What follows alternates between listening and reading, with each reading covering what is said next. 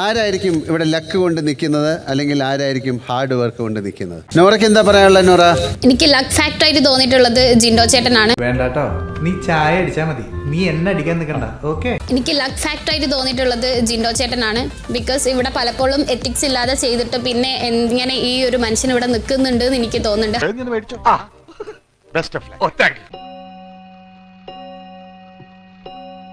കവി തല്ലു വാങ്ങിയിട്ടേ പോകുന്ന തോന്നുന്നു. ഞാൻ എപ്പോഴും പറയുന്നത്, തുടക്കം മുതൽ പറയാനാണ് നോറ പറയുന്നത്, മൊത്തം വാ വിളിച്ച നോണ പറയുന്നത്. ചെറിയ വട കൊടുത്ത് വലിയ വട വാങ്ങിച്ചു. പക്ഷെ മനസ്സിലാവാത്ത എന്താ വെച്ചാൽ പുള്ളിയാത്തി പറഞ്ഞു തന്നെ പുള്ളിയാത്തി പോയിന്റ് ആലോചിച്ചുകൊണ്ടിരിക്കുകയാണ്, എന്താ പറയണ്ടേന്ന്. അപ്പൊ അതിന് ഇങ്ങനെ പുള്ളിയാത്തി ഗെയിം സെറ്റ് ചെയ്ത് വെച്ചേക്കാണ്.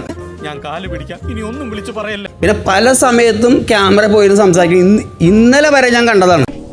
വേണ്ടായിരുന്നു. കാരണം ഇതാണ്, അത് ഇദ്ദേഹം ഭയങ്കര ഫേക്കാന്നുള്ളത് ഇവിടെ ഇരിക്കുന്ന എല്ലാവർക്കും അറിയാം.